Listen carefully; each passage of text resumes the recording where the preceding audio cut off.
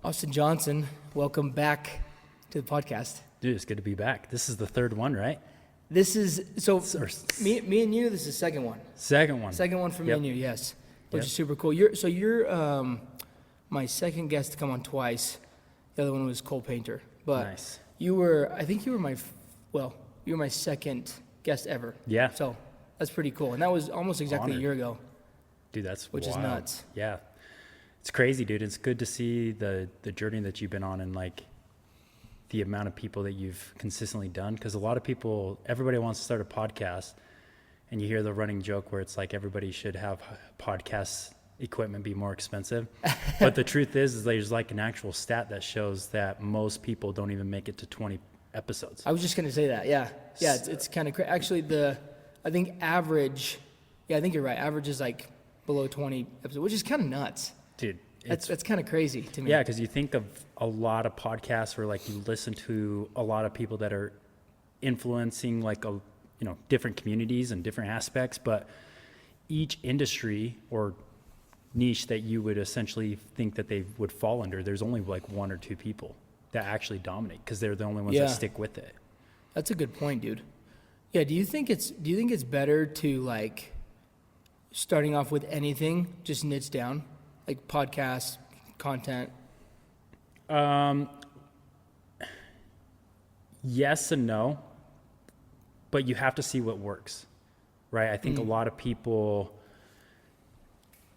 will sometimes come in and just hone in on one thing, but they're not actually doing things in a way that they're like great at it. Like they're just kind of like, well, this industry works, right? And so I'm just going to do what they do, or because maybe you're not as funny, right? Or maybe you're better at educating, or maybe you're not good at talking, so it's better at doing more like voiceovers, or maybe quotes on your videos, right? So you have to understand what you're going to be good at. And also you got to figure out what you're passionate about.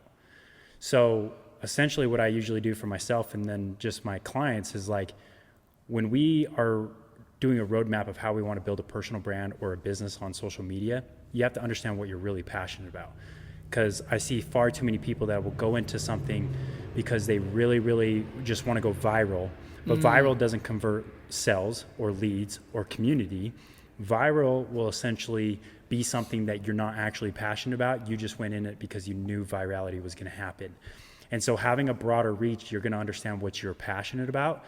And then when you figure out what that is and what you enjoy most about creating, then you start focusing on the 80-20 rule. And that's where 80% of your content has to be that specific style of content. Then you create it. And that first 30 days of that style of content, you see what's working. And if you start seeing traction that's coming from it, then the next month you double down on it. And now you just keep doubling down. And yes, it'll always be difficult work because content is not easy, but you understand what's working. And so you're going to get more results from doubling down on that specific, and you're passionate about it. You're not like, man, I started doing comedy stuff, but like now I have to put on a show every single time. Or if I'm in public, I have to be that character. That character, yeah. And there's so many times people fall out of love of social media, and it's all because they do it for what they're getting out of it. But when you're not getting the results that you really want from social media, imagine doing 2 or 3 years of doing the same content over and over and over and not getting any transactional result. You're just getting the transactional of likes and clicks. Yeah. That's a pretty miserable life. Yeah. And so I always say, when you get on social media, it is the key to all your success, but make sure you're doing it for the right reasons, because if it's not, it's going to be very hard to pivot. Yeah, dude, that's such good advice. Because I'm like, I'll be honest, dude. I've pivoted too many times with a lot of my content, and I mean, we and you were talking about this, and I think I did it for the wrong reasons. And it's like, okay, wait, like I need to double down on what is my actual vision, my mission, what I'm trying to accomplish. I'm not just trying to get, like you said, likes and views and virality. Because I talked to Poppy about that. Like, I asked him, like, is going viral overrated? And yeah, I think it depends on like what's your reasoning for doing it, you know. But when it comes to, you said something really good there. Do you follow or you ever hear Jun Yu? I think that's his name. I've seen his stuff. You've seen yeah. his stuff? Yeah. So he talks about like you are the niche versus like, Mm-hmm. you know, posting about or being a certain, fitting into a niche. Like, what are your thoughts on that? Yes, you are, but you're also trying to train the algorithm that you are the niche, right? So what I mean by that is when people are like, okay, here's the strategy, this is how you grow, it still doesn't really answer the question, right? But what really is the underlying thing is the consistency of the style of content that you're posting. So if I'm going in there, for example, my content, I'm a prime example of what worked, and then I try to broaden out and try to do different things and like get talking videos, and my engagement really slowed down. But what I've realized is my storytelling is my power source to building a community. I mean, Yeah. I posted Christmas Eve, and I've had my highest engagement in all of my posts because I reverted it back to what was working, and I trained my algorithm before, right? So most people are like, oh man, I need to like recreate, I need to start fresh, I need to do all this. You really don't need to. The truth is you have to just analyze what was working and then double it down, because you've already trained your algorithm essentially about who you are and what you're expert at. For me, it's storytelling. It's making somebody feel an emotional feeling or emotional connection through my visuals, through my audios that I create, and all of those things. And so I just needed to double down on those. When I was trying to show this is how you grow on social media and all this stuff, like nobody cares. They cared when I posted that on my stories, but they don't care on the algorithm, because the algorithm is an AI feature that you're training. And so when you're thinking about consistency off of this, it's like, what is your visuals being consistent of? If you're a talking video, probably the best thing that you can do until you become well known, where your face is recognized by the AI, is having the consistent visual look. So if I'm doing a podcast, every single one of my posts is podcast talks. And that's what I'm pumping, because you may have to do 700 posts in a row to train the algorithm, right? And if you only do it 3 times, the AI still doesn't know who it's needing to get in front of, because the initial push is going to be your current followers. And if your current followers are not engaging, it's only going to push to a small amount of audience that's not your followers. And if that small amount of audience does not engage with your post yet, then it still doesn't know who to push it to. And so when you post again, it's going to push to your audience. Maybe your audience engages a little bit, so it's going to push it to the next 200 people. And maybe it performs a little bit better. So then the next post that you do, it does the same thing. And then it's just like this like consistent effect, but you're being consistent with the same style of post. Now think about it this way. If I posted 3 podcast videos in a row, and then the 4th one is a completely different demographic of things of that I just wanted to talk about, you're now resetting that bar on the social media. And now it's going, your audience doesn't know, and the new 200 people don't know. That's a hard trap, dude, because I think a lot of people fall into this trap of you're posting consistently and you're not getting the immediate outcome results you want, and then you switch it up a little bit. So our brain thinks we have to switch it. Yeah, but then that maybe one video does good, but it's like it's not even close to what you were going for. And then like you said, you're not passionate about it. You're not really an expert on it, and so that is probably the toughest part. But I thought it was cool what you said, like when it comes to like, yeah, you are the niche, but at the same time, like you look at any other, like just business in general, okay? Like obviously Instagram is a business. They want you to be on the platform, Yes. right? But like you look at, okay, we can use HydroJug as an example. We both worked there. They literally started selling half-gallon water bottles, okay? Super niched, right? Bodybuilding world. And now I don't even think they sell it anymore, do they? I don't even think they do. But it's mostly just like what made them famous now is the tumbler water bottle thing, right? And so, that's kind of a good example of like. But it took them 6 years to get to that point, right? Dude. And so I think That is the hard part about organic content. And I'm in the space where I'm trying to educate people with organic content. You ain't going to get your results in 30 days. Yeah. You're not going to get your results in 60 days. And if somebody promises you 30 days of results, you may go viral, which is great. But what is the ultimate goal when you're promoting your business and your personal brand? Right? We're all in a world that we're looking for a side job or something to generate revenue. And if your whole goal is thinking that you're going to get the results that you want in 30 days, I'm sorry to tell you, but it's not going to happen. And I typically say 90 days, but it's still not the case.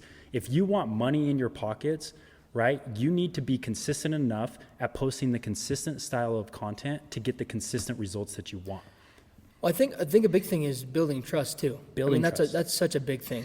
And Like- your brand's a reflection of that, right? So like, let's say you go out to a networking group and you're a personal brand and you go and you shake 100 hands and everybody loves you.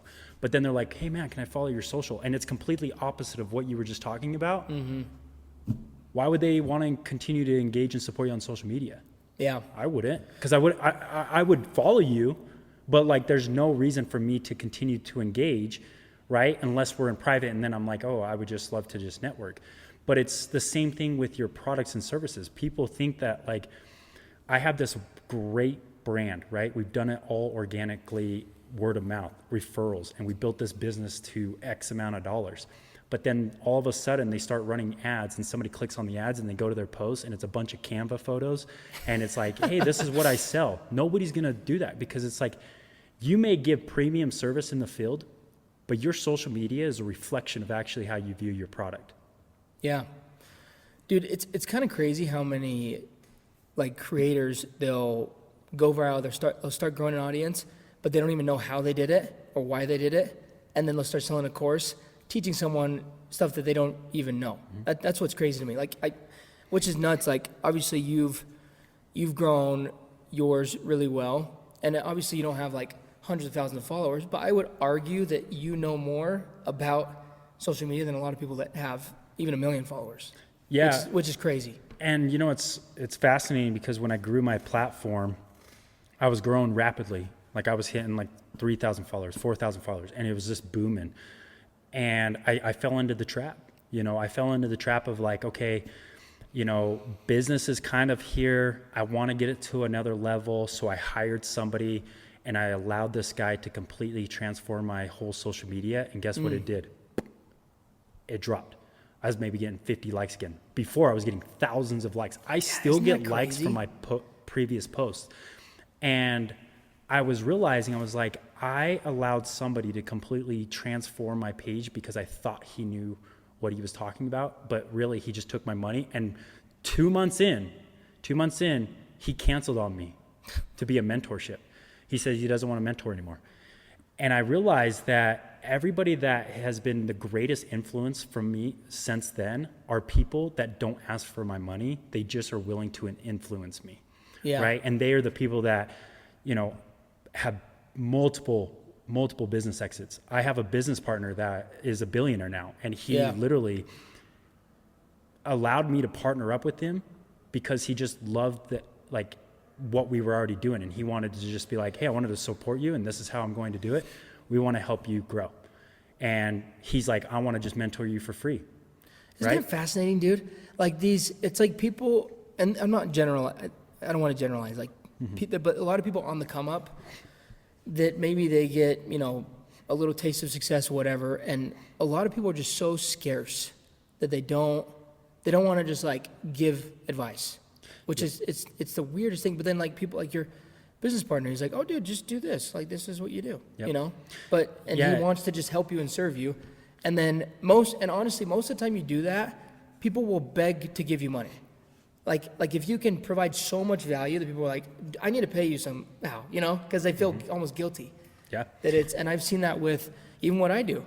Like I've gotten mentorship and someone give me really good advice and it's helped me skyrocket my sales. And I'm like, dude, I gotta pay you somehow. I gotta serve you. Yeah. You know, me and my other business partner, Dante, you know, we help build businesses on platforms on how to run ads and organic content and all of this stuff. But our business has been predicated on word of mouth because we've given so much value And then, of course, you have to deliver on what you know. But we've never really had to run any ads for our own business because we've been able to provide so much value to businesses by saying, hey, this is the truth, right? Because there's so many people in this space, in the social media thing, that is over-promising and very much under-delivering. We want to take your money, and then we're not going to deliver on what we say. The value, dude. There's like no, that's so fascinating to me. It goes in every industry, though, because when I do an educational piece at the onboarding process of bringing people in, and I say, hey, this is what the content has to be. You have to give free advice. And to me, why wouldn't you want to give free advice, right? If you are a doctor or somebody within the medical field and you know that you know more information, I can promise you that the next person over to you, even if he is educating other clients and he's taking things for you, isn't the whole point actually to help people? Right? No. So if you're gatekeeping stuff and you don't want to promote that information, like, why are you gatekeeping that? Because the more people that are teaching the same way that you say that is the best way, wouldn't you want everybody in the world to actually help people? Yeah. They're not going to steal any clients. All you need is 1,000 clients or 100 clients or 50 clients, depending on the price point of your service. And you can run a successful business. But if you can impact other people to also help educate what you know, so there's more good things being spread into the world, wouldn't you want that more than more people that are trying to take advantage of something and then it doesn't work out? That's my thing, is when it comes to organic content, why do you have to gatekeep something? Yeah, and I honestly think that it just comes back tenfold, like, as we give and serve willingly. Like, I look at my mom's like that. She doesn't have social media. She doesn't run ads and do anything. And people just call and refer her because she just provides so much value to these people, and they're just so excited about their design of their house and everything. And that's how I think business should be. I remember I had a trainer back in the day, and he was a good trainer, but I asked him for like nutrition advice, and he just looked at me, like this. He's like, "It's gonna cost you." I'm like, dude, just tell me what I should eat. Like, it's not, you don't need to lay it out in a freaking spreadsheet. Like, but it's, and then I get to college with the best nutritionist in the world, and he's just like, "Oh, just do this, and this." Just wrote it down on like a piece of paper. Yeah. Simple, you know.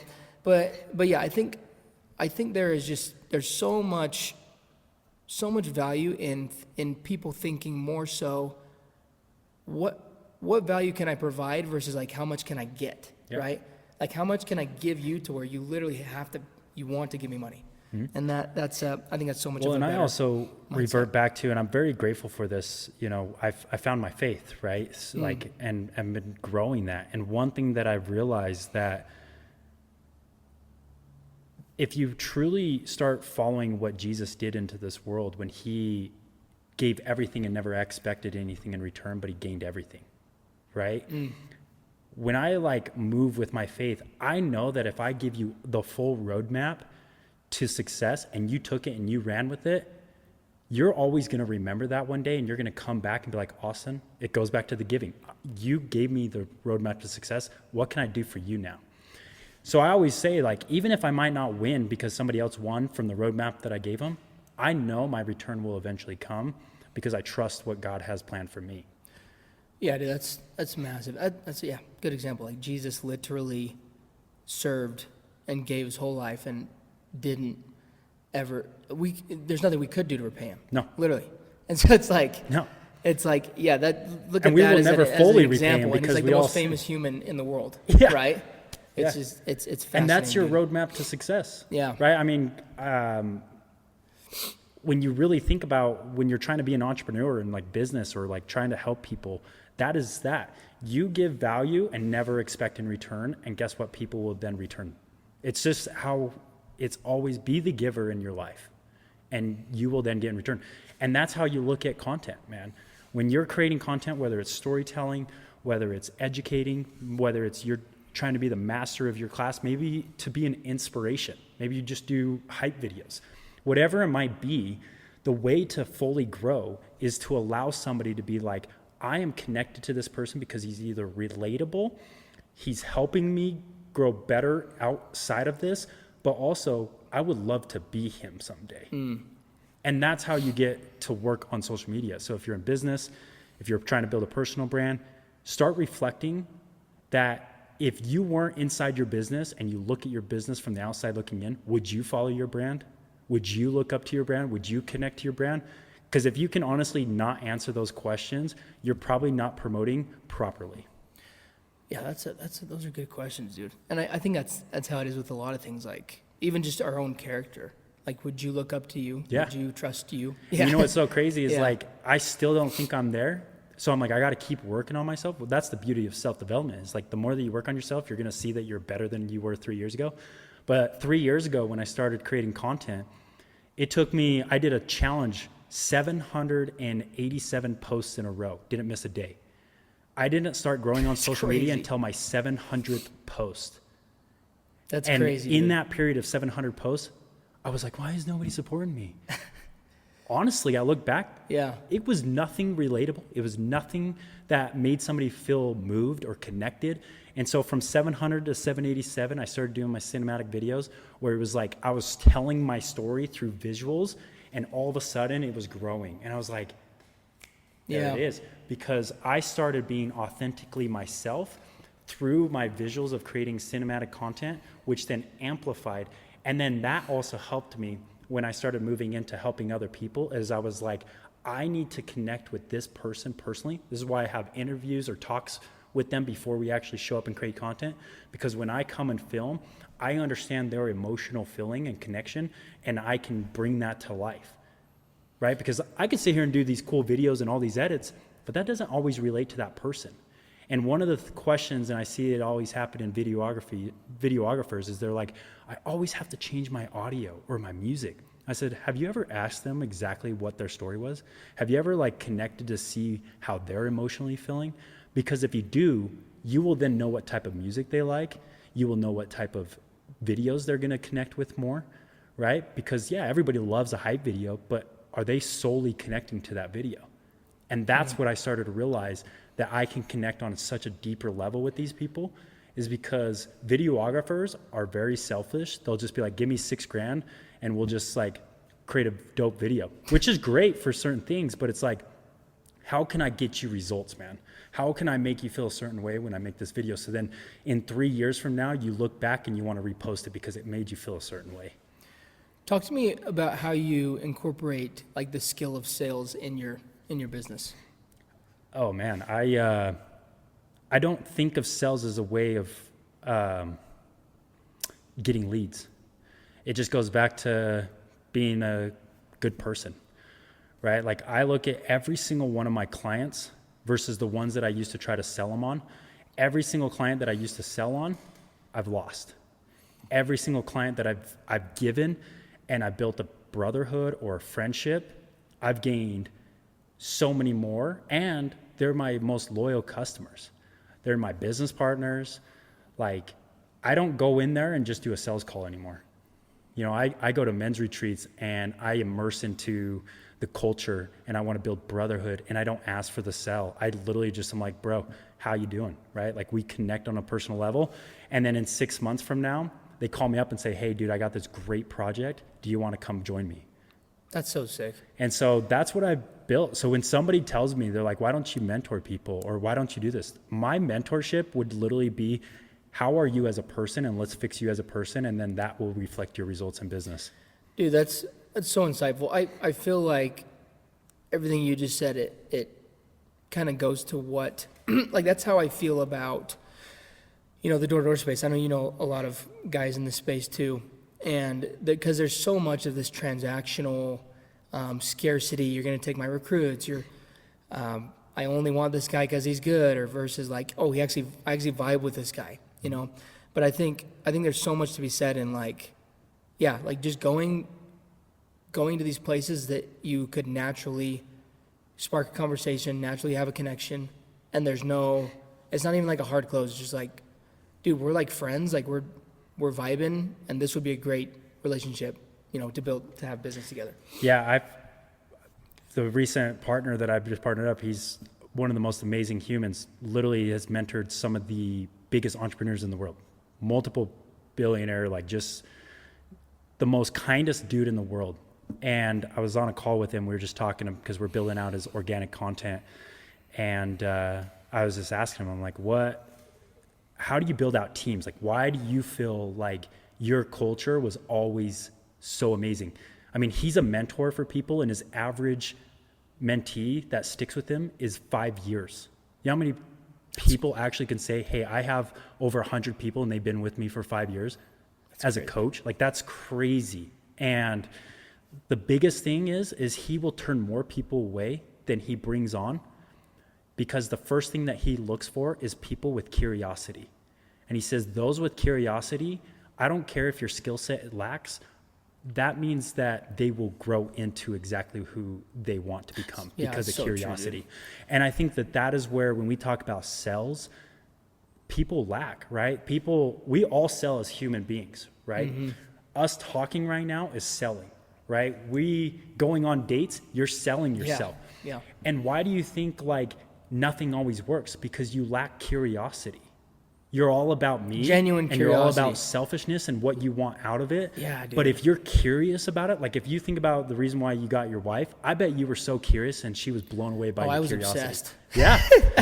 But she loved it because I'm sure that she could go back to all the dudes before you that would try for her, lack curiosity, selfishness. They turned them away. It's the same thing in business and life and friendships. Right? We grew friendship because we were so curious back at Hydrojug. Yeah, it's so true. We were like, dude. We're like, we don't want to be working at this job. We want to do something. Yeah. And we always would be like, that's so funny, dude. I'm here because I love Jake and I love these guys. And, yeah. And they're so great, but I know that we're meant for more because we have this mindset of being curious. And we would talk to people, we would network with people. And then it just started to amplify what we really were meant to do. Your timeline might take a while, but your curiosity will always set you up for success. That's massive. I need to write that down. Yeah, because it's like, that's one thing. And it's hard to find that in people. That's one thing I find too. Like, it's fascinating to me how many people are like just extremely pessimistic and they don't, they just don't ask questions. Like, you ever gone to like a party or like, I mean, you're not married yet, but we go to these gatherings. And me and my wife are asking these people all these questions. They never ask a single question. I'm like, you are so boring to talk to. And it's like, the reality is that you become more interesting the more you are interested in other people. Bingo. Like, the more you talk about yourself, like, people don't want to hear you talk about yourself. They want you to ask them questions. And there's a growing thing too, where people are like, man, I really want to grow my mindset, my knowledge, and be able to speak better and be able to engage in people. And the truth is it really stems from asking a ton of questions and really immersing yourself into those people that you look up to. But how do you get immersed into those people? By curiosity, by providing value, by not expecting anything in return. And then in return, your curiosity and your value and the things that you provide them, they will then come back and be like, dude, I want to be around you. And so I don't care what it takes to get around you. I will invest into this and let's grow together. You know, that's why I think I've had the absolute pleasure to have a lot of my clients be from other states and other countries, is because they're like my best friends. You know, like, we have phone calls all the time of just like chatting it up. Nothing about business. Just, hey, what's up, man? How's it going? Like, that's my relationships with my clients, is just friendships. And then at the end of it, they're like, hey, dude, let's go to Florida because we can hang out and we're working together. Yeah. You know, and like, that is what really has helped me. And then by allowing myself to get a part of those communities and people, it's helped me be more knowledgeable. It's helped me have different insight. It helped me even be more curious. And then it's helped me even speak better, because I'm like, I have to hold myself at a higher standard. So I need to continue to work on myself. I need to continue to sharpen my mindset and then grow as an individual. So then I know how to articulate what somebody is telling me, because somebody can tell me to go do all these things, but if I don't articulate what they're saying, I have no plan of action of like actually putting into practice. And I think that's where a lot of people will stem their thing. They're like, well, I want to be a part of this guy's community, but then they just go in all complete selfishness and no curiosity. And then they wonder why they keep getting the same results and don't have enough friends or the right community around, because they went in there trying to get everything and never provide. Dude, that's such massive advice. Why do you think there's been a shift? I don't know, probably maybe in the last 5 years, maybe because of COVID, but why do you think there's been such a shift in fulfillment in our careers versus like strictly just providing? Yeah, I think history repeats itself. That's why. I think for the longest time, you know, we kind of fell into this trap of we have to streamline everything. We have to go completely digital. And sometimes when you double down on something that is useful but can be abused, sometimes people lost sight of human connection and what humans actually could provide, right? Give me an example. What do you mean could be abused? I feel like back in the day, the best way to build any friendship and relationship was like literally go in person and shake a man's hand, right? Was to actually in person connect and grow. And then what happened is even before COVID, it was starting to veer away from that. And then COVID amplified it.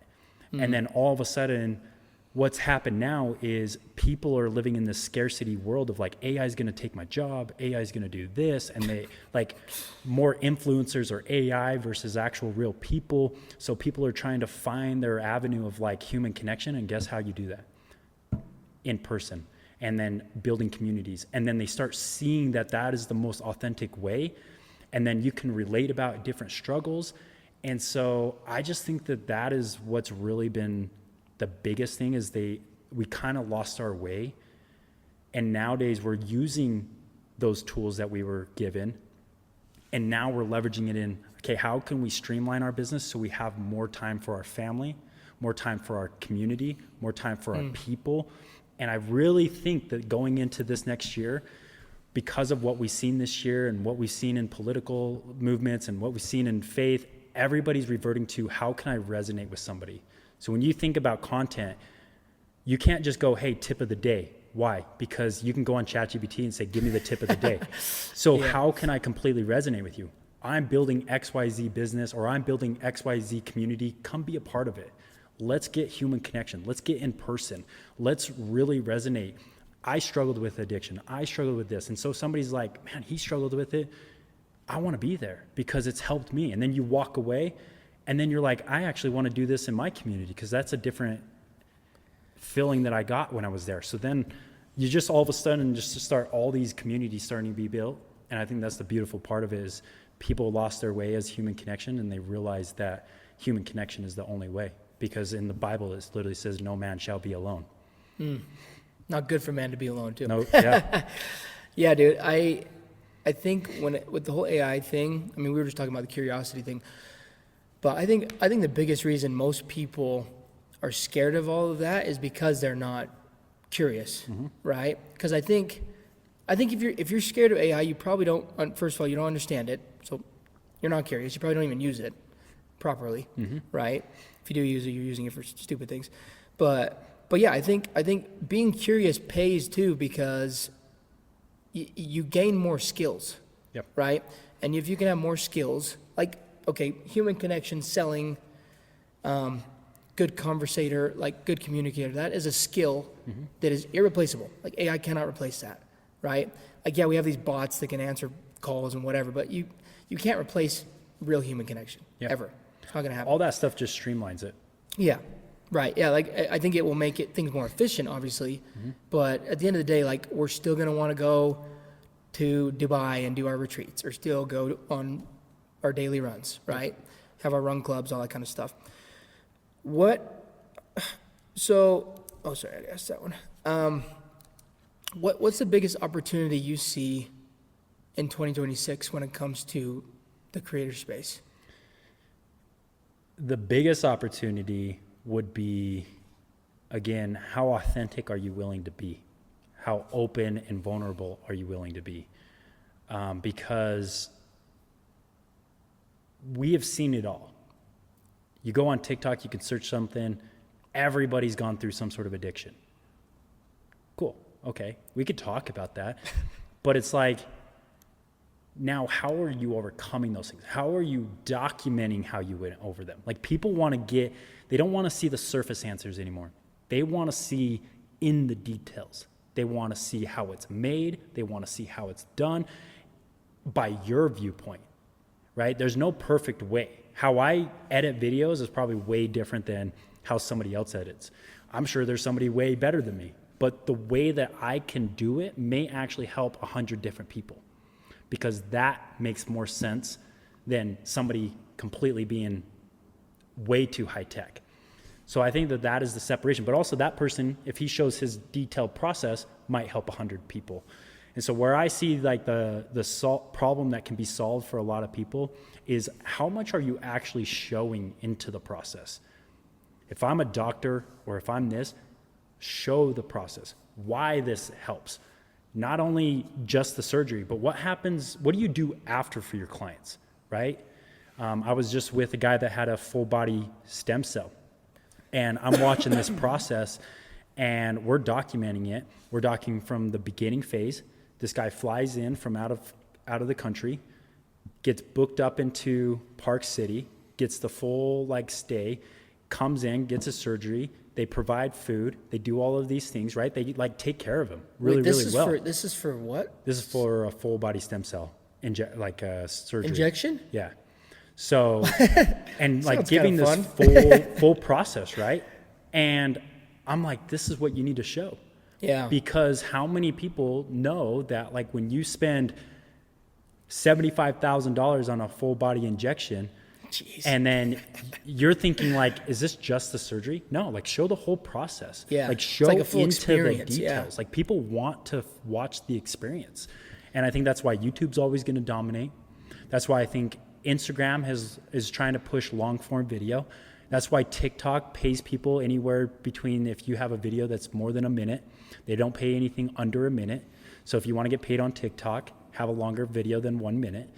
And that's why I think long form is there, and that's why I think Sam Solik was so successful, is because he showed the details, the boring parts, the things that nobody wants to see, because we can always see somebody's highlight reel. It's always there. But are you willing to do the boring things and show the boring things and really show it? People are like, yeah, but I don't want to show everything. And it's well, you're probably not going to succeed on social media then.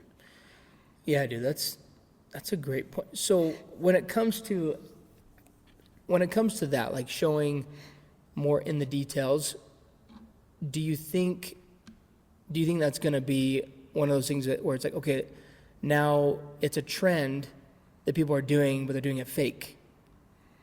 Do you get what I'm saying? Yeah, I don't not putting on, not having makeup on, not saying that matters, but yeah, is there a way that people are going to take that and run with it the wrong way? My thing is you can still live a private life, but still show in the details, right? Yeah, talk to me about that, because that's something that I struggle with, because I don't want to show. My every thing is little detail. showing in the details is you don't have to show your family, you don't have to show those things like that, because I do think there's a lot of things that need to stay private. But me saying in the details is, if you're trying to build a business around a specific niche, that's in the details. So for example, if I'm going to say, I'm going to open up a gym, right? I'm going to show this is how I'm going to make the biggest gym in the state of Utah. Day one, follow along the journey. And every single day I'm going to show what I do. And that could be, I'm unwrapping this squat rack. This squat rack is the reason why this is going to help me set up for success, because people always look for this style. Maybe I have an educational piece, why this matters, show a movement. I have 3 pieces of content of just how I'm stepping the process. Day 2, I'm having a trouble getting in XYZ product from China. I can't get it in because there's a blockage on the ports and all of these things. Show that, because I'm sure 500 other gyms struggling with the same thing. How did you overcome that? Day 3, this is how I overcame it. I called this guy here. This is who I was able to get in contact with. He was able to help me. I would love for you to get his information, DM me phone number, and I will DM you. And then boom, people are engaging. Boom, people are now building community. You provide that information, you just help that guy at the port, build a clientele, boom. And then you're now sitting here building the puzzles. And then what happens is, the more information that you provide, you're not only a gym owner who people get to watch from the start to the finish, but you're also having all these other gym owners watch you do it, and they're going to go, hey, can you coach me through this? I'm about to start this business. I will give you whatever price point it takes for me to have a successful gym. Boom. Now you have a coaching business. You hire people, run your gym. You now build out your whole coaching clientele. You have 100 different gym owners that you're scaling XYZ. You're now building more coaches. And then it's just a tree effect, right? This is how you build opportunities. And now you have a franchise of a gym because you have the gym owners in your community that are wanting to start a gym. So you're like, hey, I have a model that He's already just wins. like basically I just laying out gave a you the free- blueprint to go Yeah. start a gym. There's your gym right there. Dude, and that's awesome. You are now the pinnacle of it all. You have a community of people that completely support you, that are running your businesses, and then you have the freedom to be with family. You have the freedom to start other businesses. You have the freedom to continue to mentor people. And you have people, now you can do retreats, right? So I just gave you the full roadmap of how you can scale and not be stuck in the rat race of a business. You are the pinnacle of the business, and that's all just from organic content, from just starting as, hey, day one of how to build your business. Dude, that is massive. Yeah, I honestly, if someone goes and executes on that, they're gonna win. That's the cool thing. But guess what? Most people are gonna listen to this and they're not gonna They're not do gonna go anything. do it. They're not gonna do anything. So it's fine. So that another good reason to give free advice is like most people won't even do it. So it doesn't matter. 1 out of right? 10 people. Yeah, literally. Like most people just aren't curious. They're not even gonna do it. Yep. So that's the cool part. But you'll find the curious ones, the 1%. Do you think people are born? I think about this. I've been thinking about this a lot lately. Do you think people are born to do things, or do you think, given our talents and abilities, we just happen to find something we're good at and that we love? I think we were all born to do something. It's whether or not you have the curiosity to go figure it out. I think that before we come onto this land, we talk to God and we say, hey, we promise all these things that we're going to do. And then the world will always shift us. And it's up to you to overcome those things and become who you're meant to be. But I truly believe it, because I look at myself and I look at my past and like what I went through. There was every reason why I shouldn't be where I'm at. But I was so curious of how I can be better. And wherever that came from, whether that was always, I think everybody has the ability, because when you start talking to people, you'll hear the way that they talk and they know that they're meant for more, but they're not curious enough, or they lived a life where they just stopped being curious. Because think about it, when we were all born, when we were kids, think about how curious kids are. They ask you a billion questions. They never stop asking you questions. They're almost like a mimic of you. So if you got to be careful of what you say. Literally, my son literally copies everything. Yeah. And so think about that. That's how every single kid is in the world. So we're all curious at some point. We're all creative. We're all artistic. We are all like, something is different about every single one of us. It's just whether or not you keep that curiosity going. And so I think as parents, you have to encourage that a little bit. My parents, they struggled a lot, right? There was a lot of downfalls than upsides, but one thing that they never stopped letting me do was being curious. And by doing that is didn't have like this like close relationship with my brother growing up. We just had a different dynamic. He loved different things. I loved different things. He was good at school. I was not. I was more into sports. He was more into horses. And that was the dynamic that we had, right? So we didn't really have this great relationship. And so with that, I had to go figure things out. Like my parents didn't always let me go hang out with friends. So what did I do? I would grab my dog and I taught my dog how to play football. I taught my dog how to play basketball. And I would be outside for 4 hours imagining that I'm playing against an invisible person. And so I was so curious about how to get better at basketball. But the only way to do that is I'd have to like put obstacles in my way. And I think all of us have that. It's just whether or not we carry that into our life. And there was a period in my life that I stopped being curious. which I started getting addicted to alcohol. I was addicted to pornography. I was being not the husband at the time that I should have been. And I was doing all the wrong things. And then as soon as I stopped doing all the wrong things, I found Jesus and I became curious again. Because we're closest to Jesus when we're a kid, because we were just born. And then life pulls us away, and then we come back to being curious again. It's beautiful. So can I tell you my take on this? Yeah. So I think, so you obviously heard like the parable of talents. But something that's been kind of on my mind is like, Jelly Roll actually talked about this in a post recently. But I believe, again, before this earth, we were spirits, right? And we come to earth, and God has given us all these talents, abilities. But the thing is like, none of us are told, like, when we're here on earth, like, no one just has like a label that says like, hey, these are your talents, right? And so, like, you think a good example is a singer, okay? So my wife, she was an amazing singer. She was on The Voice. But, like, with her, like, I think she obviously got that talent from God, but she discovered it early on. And it's easy for someone to be proud of, like, something like that. Like, I'm a singer, right? So, like, people could say, oh, you were born to sing. But in my head, I'm like, well, God gave her that ability, but I wouldn't say she was born to sing. I think she can use that talent God give her to serve others and to inspire others and whatever. But it's like with me with football, right? Like, I excelled at that. I did really well. I don't necessarily believe I was born to play football, but I believe that was a good vehicle based on my talents to serve others. Does that make sense? Yeah, it does. To serve and because inspire. I think it kind of goes back as we're all meant to do something, right? But it's up to us to go figure what that is. Because if every single person in the world was great at football, that'd be a pretty boring world. Exactly, yeah. Right? And if every single person could learn how to sing, everybody would want to be a singer and not a guitarist. Yeah. Or a drummer or this, right? So, like, we were all meant to be something. It's just, are you whether or not curious enough to figure that out?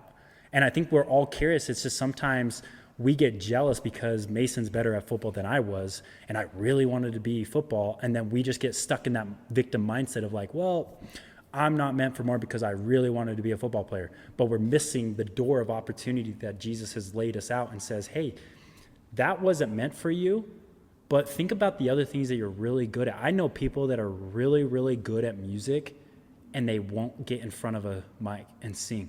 Yeah. And guess what? That's your door of opportunity. I truly believe that my door of opportunity was a camera. It just took me a long time to realize that. Because when I was a kid, it's crazy. We used to have this camcorder, and dude, I was so addicted to it. Like, my mom would leave, I'd look out the window, she would leave to go to the grocery store, and I would put the camcorder up and I would play football, and I would record myself playing football. Who would have thought at 27 years old I'd pick up a camera and I'd record myself, and it opened up doors for what I get to do now? Isn't that crazy? And I realized that at a young age, and I've had this aha moment this whole time that I was meant to use a camera to serve people. Yeah, well, I love that. I love that angle of it. The fact that most people lose the curiosity, and I think that's a big component. Because yeah, dude, even like I'll talk to some of my friends, and friends that they're supposed to be friends, and most people just don't, like, first of all, they don't really support you. I mean, we talked about this, dude. Like, most friends don't care what you're doing. Yep. They probably do, but they don't engage or support or whatever. And then they like lose sight of like their own dreams. It's like, what is your dream? What is your passion? And most people can't answer that question, which is kind of sad. Or they can, and they don't want to answer it because they're too scared that they're going to feel regretful for not pursuing it. I think it's because people, they fall into the trap of your dream of who you really are meant to be is not worthy enough, so you have to put it on. You start idolizing things that are not actually what you should be idolizing, right? I think that people, because they're not curious, they think like, oh, I'm now a father, so I need to worship my kids, and then they worship their kids over their wife, and then they wonder why their relationships are bad. They also worship their wife more than they worship Jesus, and they wonder why their relationship's bad. And then they worship their work over their family, and then they wonder why that's bad, right? And so, like, Dude, there's this like weird, you have to understand that there's this balance between how much you should serve, right? You serving other people is also serving yourself. But if you worship other people, there's a difference between serving and worshiping. If you worship other things, like your work, your family, and your kids, you're going to always miss, because you're putting this like expectation of what you should be, and you're not perfect, and what they should be, and they're not perfect. And then when they fall short, you fall short, you become less of who you're meant to be. But if I serve my wife, or I serve my kids, or I serve my business, or I serve my employees, you're going in there as a true leader, and you're going to say, hey, what I tell you, I'm going to also do, but how can I help support you to be successful? You know, So how good. can I support you to be a better husband? How can I support you to be a better father? Do you ask those questions? Are you curious enough to ask those questions? And if you can't ask those questions, then you probably are looking in the mirror very selfishly.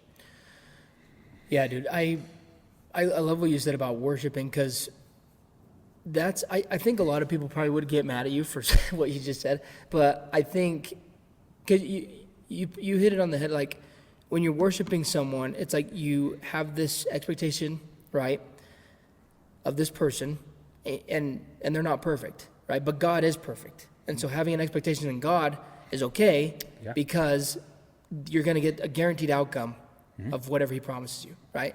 But like with humans, it's just not that way. No, because they're always going to fall short. There's only one living flesh that came and walked this earth that lived a perfect life. And he was God. He was Jesus Christ. He literally felt the same things we felt. He thought the same things we thought. He moved into this life the same way that we did. The only differences between him and us is he lived it perfectly. And now think about that. Think about having lustful thoughts but never acting, and having to carry that weight. Yeah. Because think about us, right? We think of lustful thoughts and we act on lustful things, and then we're regretting our life. Yeah. Right? And so we had something that lived that life. That is something you worship. You don't worship something that can never be perfect, because worship is worshiping something perfect. Worshiping your wife and your kids and your family and your job, you will always be let down. But if you serve your family and your kids and your wife and your job, you will not have these over expectations. Your expectations will be served at the level it should be. And then you will get everything in return that you're expecting, because God is realizing that you're not worshiping them, you're worshiping him, and you're serving them that he provided you. Because he's the one that provided you your wife, your kids, your business, your life, and your success. But that's why serving is way different than worshiping. That's why you can't worship a church. You can't worship any of those things. You got to serve it, and your character has to reflect the serving.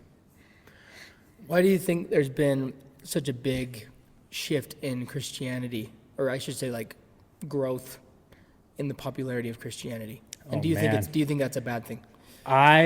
This is a great question. I talk about this a lot in my private side, because I think the one thing that fears me the most of the movement of Christianity is it's so much easier to talk about it than actually be about it. And I think what really scares me is there's always these things of I'm right, you're right, and never, hey, what is the sole purpose of Jesus Christ? And that is to be a disciple of this world. And again, going back to serving this world the way that we should. And too many people are thinking, well, my denomination of church is more powerful than you are. The way that I believe is better than you are. And so we're sitting here pointing fingers at each other, Christians or non-Christians. And then what's going to happen is Jesus is going to come back, and nobody's going to actually believe that it's Jesus, and they're going to point right back at him and then want to crucify him, because we think that our doctrine is right. And we're going to sit here and we're going to be pointing fingers versus like just actively living the way that Christ wants us to live. That's a good insight. Yeah, I think about that a lot because obviously being, growing up in the church, being in the church, the Church of Jesus Christ, I should say. I say the church because we're in Yep. Utah. Yep. Because no one else gets that. But yeah, I would say that's definitely an issue. And I think And that's, I can't say that because I mean, we've lived out of state. Like I lived in Georgia, tons of like Baptists and all these things. And one thing I can say is that wasn't much of a thing yeah, with I the whole think, oh, my church is true and yours is not, and even not even on the church, it's just the way that I believe is better than the way that you believe. And that's even the wrong mentality, because you're thinking that you're God and you think that your belief is the only belief. The true belief is Jesus died for our sins and came back on the third day, right? We know what the truth is. Yeah. It's in the Bible. We know the truth. The book is the truth, right? Your church isn't the truth. This isn't the truth. How you say it should be true isn't the truth, because we know what happened, right? We have it. We understand it. Every church says the same thing as what actually happened. But when you start branching things out and you try to force things on people, if you really want people to come to Jesus, be a reflection of your character, of how Jesus wants us to be. Yeah. That's the true way, right? Like, I think that's why a lot of people are always like, hey man, like, you post a lot, or like you put on your stories of certain things or something like this, and do you get backlash from that? And I say, no, because to me, I'm not here to tell you the way that you should believe, because Jesus is already standing in front of you. You're funny someone eventually would going ask to that. find that, right? Yeah. For me, I'm just showing you the light of how I found Jesus. And if that relates to you, great. If not, I pray for you and I hope you find your way with Jesus. But I can't tell you what to believe. I can't tell you what church to go to, because you might go to a completely different church and feel God in a different way than I do. And that's the most important thing to me. If you go to an LDS church and you feel Jesus at that church, keep going. Don't stop. Because at the end of the day, I want to see you in heaven, right? If you're a Catholic and you feel Jesus the most in that church, go there. Like, why would I tell you to come to my church? Because if you come to my church, you're probably going to get a headache, or you're going to feel not welcome. That's not what I want you to have with Jesus' relationship. I want you to feel welcome and loved at that one, you know? Yeah, I think it goes back to what we were just talking about with the curiosity thing, being authentic. Like, you're kind of like when, if you're trying to get someone to do something, it almost is counterintuitive, counterproductive, because, yeah, like you said, just living in what you believe is the selling point, Yeah. right? Like, you want someone to come to Jesus, just be like Jesus, right? Instead of trying to tell people what they should do. Yeah. And I think that's so massive. What is the hardest accomplishment that you've went through, or I guess, how should I phrase this? What's the most difficult thing that you've ever accomplished?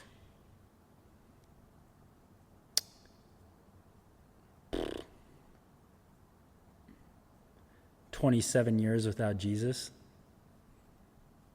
would probably be it. No.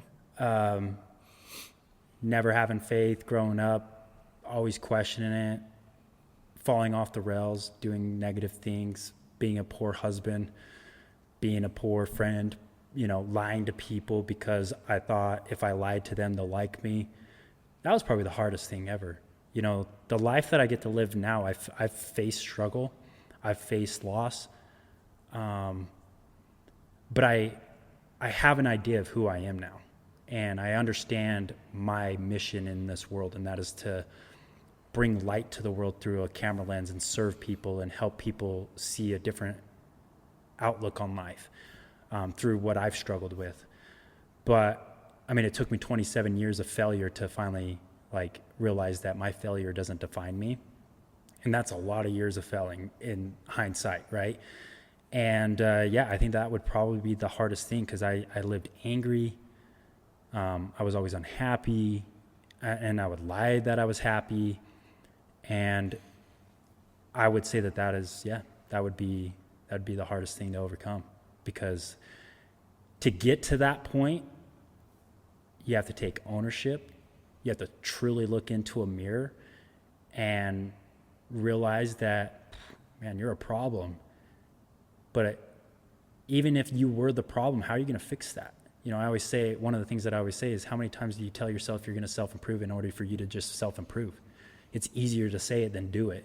It's easier to take ownership and do it, And so, just looking in the mirror and finally actually doing it.